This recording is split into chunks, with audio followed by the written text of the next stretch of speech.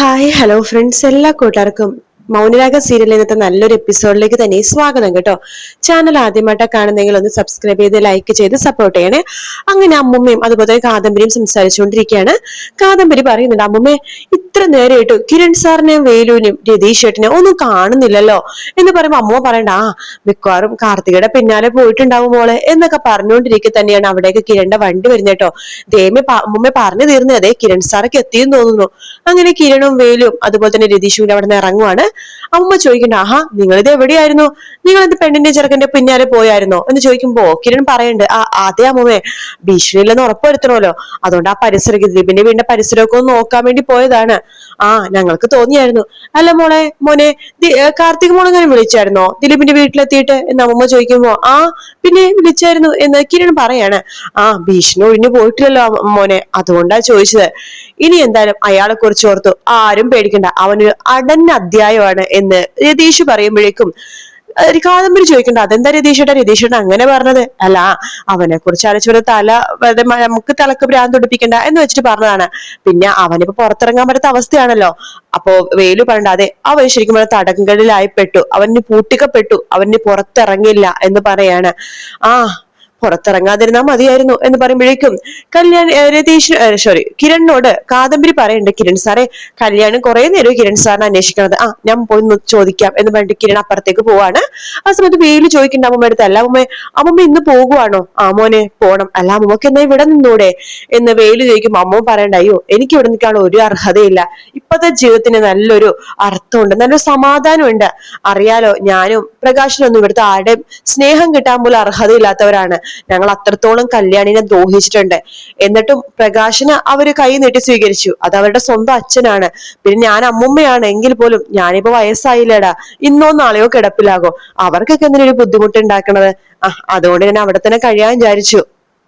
അല്ല, നീ പോവാൻ പോവാണോ എന്ന് അമ്മ ചോദിക്കുമ്പോ അമ്മുമ്മേ ഞങ്ങക്ക് പോണം, അവിടെ അമലുവിന്റെ അമ്മ അതായത് നമ്മുടെ മാമി ഒറ്റക്കാണല്ലോ, അതുകൊണ്ട് പോണം എന്നിങ്ങനെ പറയുന്നുണ്ട് വേലു. ആ സമയത്ത് രതീഷയുടെ വേലു ഇങ്ങോട്ട് വന്നേന്ന് പറഞ്ഞിട്ട് വേലുവിനെ വിളിച്ച് പുറത്തേക്ക് ഇറങ്ങുവാട്ടോ.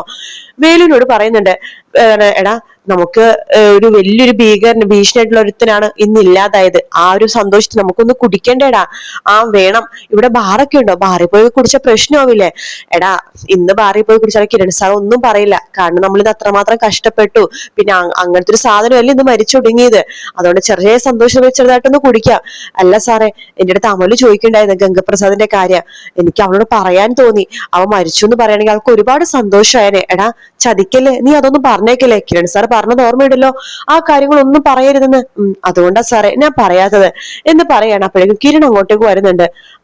വേലു അതുപോലെ തന്നെ രതീഷ്, എന്തായാലും നമ്മുടെ വലിയൊരു ശത്രുവാണ് ഒഴിഞ്ഞു പോയത്, അതുകൊണ്ട് സമാധാനിക്കാം. പക്ഷെ എനിക്ക് ഇപ്പോഴും മനസ്സിലാവണം അതല്ല, ഞാനേ അവന്റെ നെഞ്ചിലാ അടിച്ചത്, അവന്റെ തലക്കിങ്ങനെ പരിക്ക് പറ്റിയെന്നാ ഞാൻ ആലോചിക്കണത് എന്ന് കിരൺ പറയുമ്പോ രതീഷ് പറയണ്ട, അല്ല സാറല്ലേ പറഞ്ഞത് അവൻ ഓടിപ്പോയപ്പോ കല്ല് തട്ടി വീണെന്ന്? അതേടാ, പക്ഷെ അവന്റെ ഡെഡ് ബോഡി പായല് പൊതിയുന്ന സമയത്ത് തലക്ക് നല്ല അടി കിട്ടിയ പോലെ ഉണ്ടായിരുന്നു.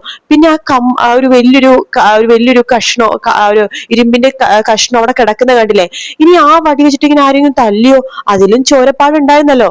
ഇനിയിപ്പോ അവനെ ആര് തല്ലിയാലും കൊന്നാലും എന്തായാലും അവൻ മരിച്ചു സാറേ, അതെന്റെ വലിയ ആശ്വാസമാണ്.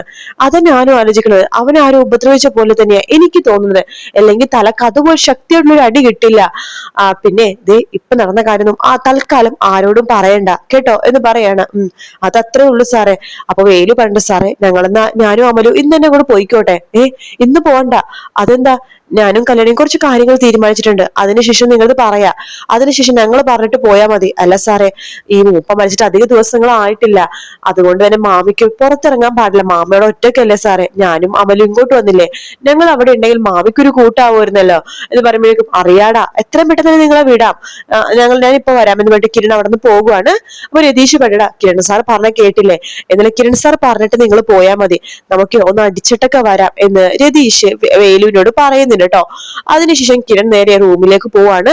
ആകെ തളർന്നു ക്ഷീണിച്ച കിരൺ പെട്ടെന്ന് ബെഡിലേക്ക് ഇങ്ങനെ കിടക്കുമ്പോഴേക്കും കല്യാണി അങ്ങോട്ടേക്ക് വരുന്നുണ്ട്. കേട്ടൻ കൊള്ള, ഇത് എവിടെയായിരുന്നു, എത്ര പ്രാവശ്യം അന്വേഷിക്കുന്നത്? കല്യാണി, ഞാൻ വെറുതെ കല്യാണ ചെക്കന്റെ വീടൊക്കെ സ്ഥലമൊക്കെ ഒന്ന് നോക്കാൻ വേണ്ടി പോയതാണ്.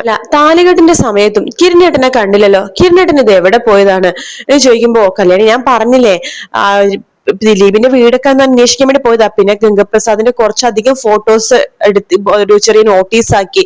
ഞാനും വേലും രതീഷും കൂടി എല്ലായിടത്തും അവന്റെ ഫോട്ടോ എല്ലായിടത്തും ഫോട്ടോ പതിച്ചിട്ടുണ്ട്. എന്നാലും ഫോട്ടോ പതിക്കാത്ത ഒരുപാട് സ്ഥലത്ത് ഒട്ടിച്ചു വെച്ചു എന്ന് പറയാണ്. അതിന്റെ കാര്യങ്ങൾക്ക് വേണ്ടി നടക്കണായിരുന്നു കല്യാണി. നീ അതൊന്ന് പറഞ്ഞു നിൽക്കാതെ ഈ ഷർട്ട് വാഷിംഗ് മെഷീനിൽ കൊണ്ടിട്ട് ഒന്ന് അലക്കിയിട് എന്ന് പറഞ്ഞിട്ട് കിരൺ ഷർട്ട് കല്യാണിയുടെ കയ്യിലേക്ക് കൊടുക്കാണ്. കല്യാണി ആ ഷർട്ടായിട്ട് പോകുമ്പോ പെട്ടെന്ന് ആ ഷർട്ടിലേക്ക് നോക്കുവാട്ടോ. അതിൽ ചോരയുടെ പാടുണ്ട്. കിരണേട്ടാ എന്താ കല്യാണി, ഇതെന്താ ചോരയുടെ പാടൊക്കെ? അത് ചോരപ്പാടല്ല കല്യാണി, അത് പെയിന്റോ? ഓഡിറ്റോറിയത്തിന്റെ പുറകെല് പെയിന്റ് പണി നടക്കുന്നുണ്ടായിരുന്നു, അവിടെ നിന്ന് റെഡ് കളർ പെയിന്റ് ആയതാ. നീ അതൊന്ന് ചോദിച്ചു നിൽക്കാതെ പോയി വിഷയത്തിലിട്. ശരി എന്ന് പറഞ്ഞിട്ട് കല്യാണി അവിടെ നിന്ന് പോവാണ്. കിരണിന് ഒരു ആശ്വാസം തോന്നുന്നുണ്ട്, ഒരു പേടി പോലെയൊക്കെ കിരണ തോന്നുവാട്ടോ. അതിനുശേഷം പിന്നീട് കാണിക്കണത് നമ്മുടെ കാർത്തികേനെയാണ്. കാർത്തികയെ ഇങ്ങനെ ചായ കുടിക്കുന്ന സമയത്ത് ലക്ഷ്മി വിളിക്കാട്ടോ. മോളെ, പറയമ്മേ. മോളെ കുഴപ്പമൊന്നുമില്ലല്ലോ അല്ലേ? എന്ത് കുഴപ്പം? എനിക്കും ദിലീപേട്ടനെ ഇപ്പൊ വല്ലാത്തൊരു ധൈര്യമാണമ്മേ എന്ന് പറയുമ്പോഴേക്കും മോളെ സൂക്ഷിക്കണം കേട്ടോ, അത് പറയാനാണ് വിളിച്ചത്. അപ്പോഴേക്കും ദിലീപ് അങ്ങോട്ടേക്ക് വരുന്നുണ്ട്. മരുമോൻ വരുന്നുണ്ട്, മരുമോനോട് തന്നെ പറ എന്ന് പറഞ്ഞിട്ട് കാർത്തിക ഫോൺ ദിലീപിന്റെ കയ്യിൽ കൊടുക്കാണ്. ഹലോ അമ്മേ, ഞാനേ ഒന്ന് സൂക്ഷിക്കണോന്നൊക്കെ മോളോട് പറയായിരുന്നു അമ്മേ. ഇനിയിപ്പോ ഒന്നും പേടിക്കണ്ട, അവനിപ്പോ സോഷ്യൽ മീഡിയ വഴിയൊക്കെ ഞങ്ങളുടെ വിവാഹം കഴിഞ്ഞ കാര്യമൊക്കെ അറിഞ്ഞു കാണുമായിരിക്കും. ഇനി അവൻ മരിച്ചതിന് തുല്യമാണെന്നല്ലേ അവൻ പറയാറ് കാർത്തികയുടെ വിവാഹം. അതുകൊണ്ട് അവൻ മരിച്ചെന്ന് നമുക്ക് കൂട്ടാമേ. ഇനിയിപ്പോ അവൻ വന്നാലും നമുക്ക് ധൈര്യത്തോടെ നേരിടാം. അമ്മ പേടിക്കണ്ട, ഞങ്ങൾ അങ്ങോട്ടേക്ക് വന്നോളാം. സൂക്ഷിച്ചൊക്കെ വന്നാൽ മതി കേട്ടോ മോനെ. ശരി എന്നാ എന്ന് പറഞ്ഞിട്ട് ലക്ഷ്മി അമ്മ ഫോൺ വെക്കാണ്. ആ സമയത്ത് ദിലീപ് പറയണ്ട് തന്റെ അമ്മക്ക് ഇപ്പോഴും ടെൻഷനാണ്. ടെൻഷൻ ഇല്ലാതെ എങ്ങനെ ഇരിക്കും? അവൻ അങ്ങനത്തെ ഒരു ഇതിനാണല്ലോ. പോലീസ് പിടിച്ചെന്ന് ഓർത്താലും നമ്മൾ ടെൻഷൻ അടിക്കണം. പോലീസുകാരുടെ കയ്യിൽ നിന്ന് പോലും നിഷ്പ്രയാസം രക്ഷപ്പെട്ടവനവൻ ഗംഗ. എന്നാലും കിരണിന്റെ കയ്യിൽ പെട്ടില്ലേ കാർത്തികെ എന്ന് ദിലീപ് പറയുമ്പോ അതെന്തുകൊണ്ടാ പെട്ടത്? കിരൺ എത്രമാത്രം മുറകളാ പുറം നാട്ടിലൊക്കെ പോയി പഠിച്ചത്. അതുകൊണ്ട് മാത്രം കിരണിന്റെ അടുത്ത് മാത്രം അവനെ പിടിച്ചു നിൽക്കാൻ പറ്റാത്തത്. പക്ഷെ അവന്റെ കയ്യിൽ ഒരു സംഭവം ഉണ്ട്, ഈ ദൂരത്തുനിന്നുള്ള ആൾക്കാർ വരെ കത്തി എറിഞ്ഞ് അവനെ വീഴ്ത്താൻ പറ്റും. അത് ശരിക്കും പേടിക്കണമായിരുന്നു. എന്തായാലും അവൻ ഇതുവരെ അറിഞ്ഞിട്ടില്ലെന്ന് തോന്നുന്നു. അറിഞ്ഞെങ്കിൽ അവൻ എന്തായാലും വന്നാനേ. ഇനി നമുക്ക് അതൊന്നും കുറിച്ച് പേടിക്കണ്ട, അതൊന്നും ആലോചിക്കണ്ട. അവനൊരു അടഞ്ഞ അധ്യായമാ. ഇപ്പൊ എന്റെ അമ്മയുടെ മുഖത്ത് ചെറിയൊരു ചിരിയൊക്കെ ഉണ്ട്. അച്ഛൻ മരിച്ചതിന് ശേഷം അമ്മ വല്ലാത്തൊരു മാനസികാവസ്ഥയിലായിരുന്നു. താൻ വന്നപ്പോ അമ്മക്ക് ചെറിയൊരു സമാധാനായി. സത്യം പറയാലോ, എന്റെ അച്ഛൻ ഇനി തിരിച്ചു കിട്ടില്ല. ഗംഗപ്രസാദ് തീർത്തത് തന്നെയാണ്. പക്ഷെ എന്റെ അച്ഛൻ ഒരു സ്ട്രേറ്റ് ഫോർവേഡ് ആയിരുന്നു. എല്ലാത്തിനും നല്ല സപ്പോർട്ട് ഉണ്ടായിരുന്നു. അങ്ങനത്തെ ഒരു അച്ഛനെ അവൻ ഇല്ലാതാക്കിയത്. അതുകൊണ്ട് അവന് അധിക നാളൊന്നും ആയുസ് ഉണ്ടാവില്ല.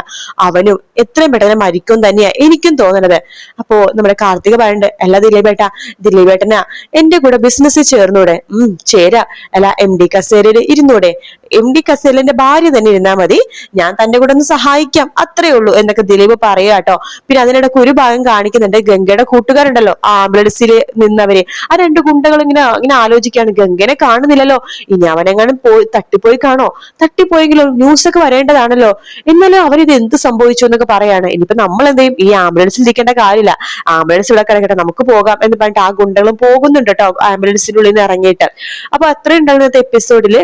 വീഡിയോ ഇഷ്ടപ്പെടുകയാണെങ്കിൽ ലൈക്ക് ചെയ്യാനും സബ്സ്ക്രൈബ് ചെയ്യാനും കമന്റ് ചെയ്യാനും മറക്കല്ലേ കേട്ടോ. മറ്റൊരു വീഡിയോ കാണാം friends. Take care. Bye bye.